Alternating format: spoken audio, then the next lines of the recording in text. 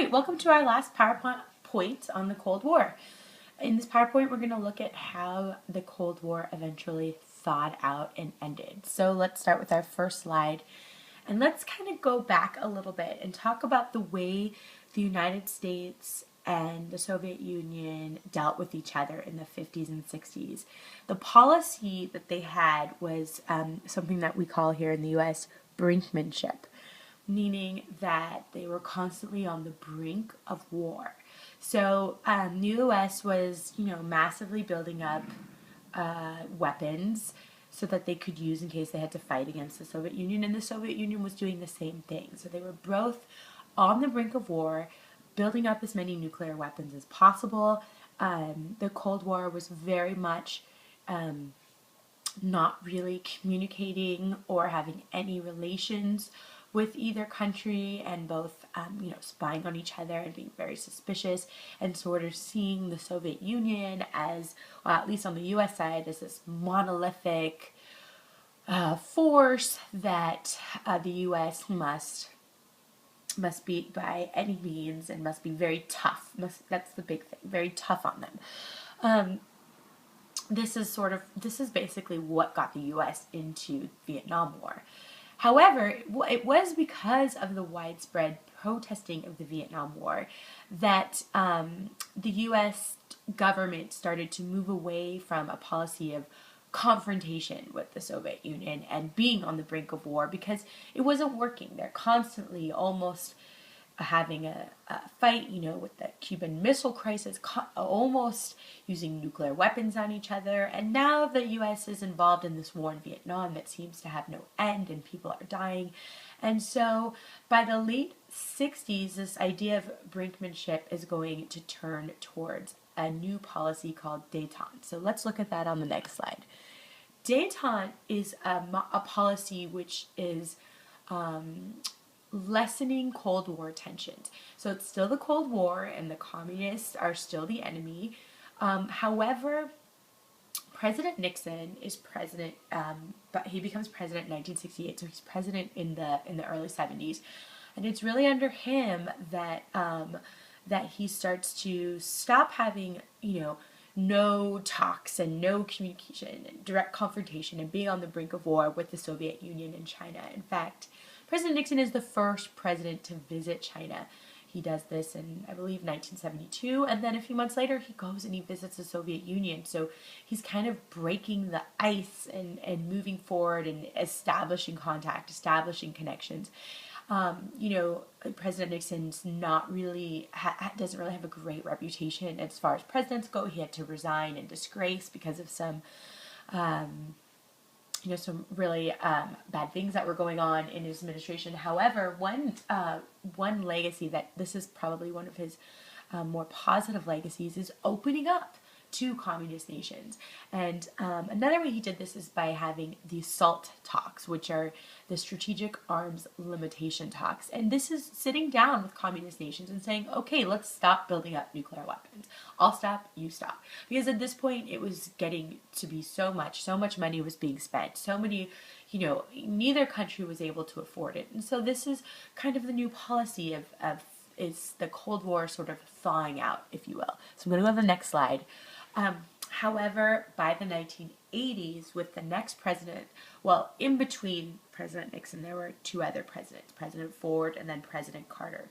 By the 1981, Reagan is voted in, and Reagan sort of détente collapses. He moves away from détente and goes back to an arms race. He is very much tough on communism, and he's a hardliner and kind of more from the Cold War era. So the weapons, he's building up a lot of weapons. However, back in the Soviet Union, they're going through their own changes. They're getting new leadership, and the new leadership is actually going to change and actually going to bring about a total collapse of the Cold War in general. So even though détente collapses because of President Reagan's administration's tough on communism policy, going back to that, what happens in the Soviet Union will change things. So I'm going to go to the next slide and talk about The Soviet Union they are basically a totalitarian state in before 1985. They have tough communist policies, socialist policies. But in 1985, they get a new ruler, Mikhail Gorbachev, and Mikhail Gorbachev was younger. He, his grandparents experienced the oppression of Stalin and those years, and he knew about it, but he kind of came from a different era. He saw the problems that were going on in the Soviet Union, and so he wanted to change some of it. And there are two policies that you really need to understand that he put into place. They're both Russian words, so they're going to be hard to remember. And my Russian pronunciation is pretty much horrible, so if you know Russian, I am sorry. And if you don't, please try to get it from somebody else. But the first word I'm going to say is glasnost, which is basically a policy of more openness. So, before 1985, you couldn't protest. You couldn't come out on the street and say anything. You couldn't say anything at all in public. You couldn't write anything in the newspaper against the government. Tight censorship, it was a totalitarian state. Think about the book 1984. Think about that kind of era. That's what it felt like. So Mikhail Gorbachev wanted to still keep the government as the leader, but open it up more, have more democratic reforms, allow people to come out and say what they want, allow people to come out and practice the religion they wanted. The other policy that he put into place is perestroika.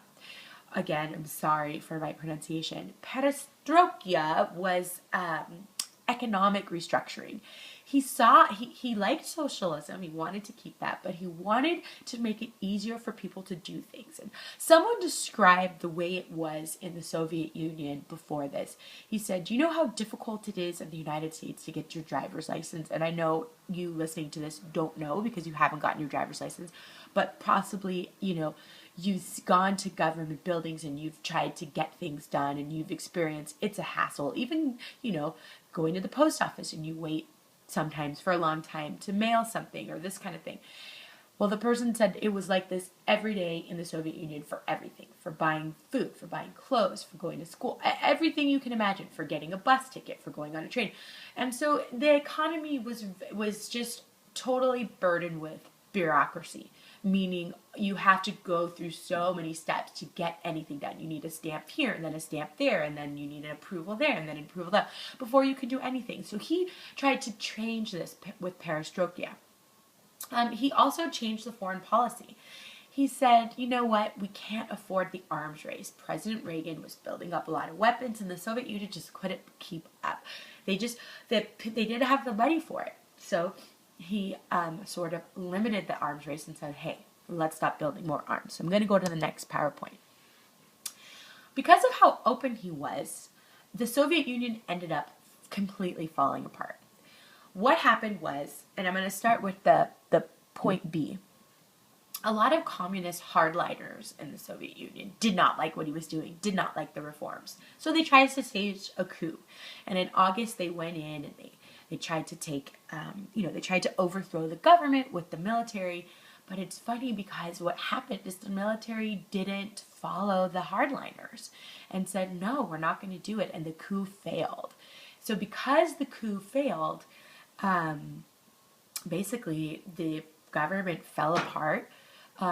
Different nationalities that were living under the Soviet Union and didn't want to be, for example, Poland or I'm not sure if Yugoslavia was at that point, Hungary, Romania, these countries, these different nationalities also started to call for their freedom and also started to protest. What you get in 1989 is the beginning of the end of the Soviet Union. You get countries breaking off, you get total chaos, and the Soviet Union falls apart by 1991. So it's kind of ironic because the Soviet Union began in 1917 with a coup. They took over the government and put in their new government, and then they ended by 1989. They had staged another coup that failed, and that's what's going to bring about the end of the Soviet Union. So going to the next slide. 1991, a new government is put into place under the leader Boris Yeltsin. And in this new government, it's no longer going to be communist. They're going to go straight to a free market economy.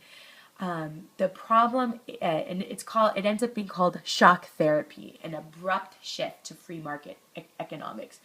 The problem is that for years and years they've had this communist state and they've had this socialist economy set up, and to switch so fast ends up bringing a lot of problems to Russia. Economic problems.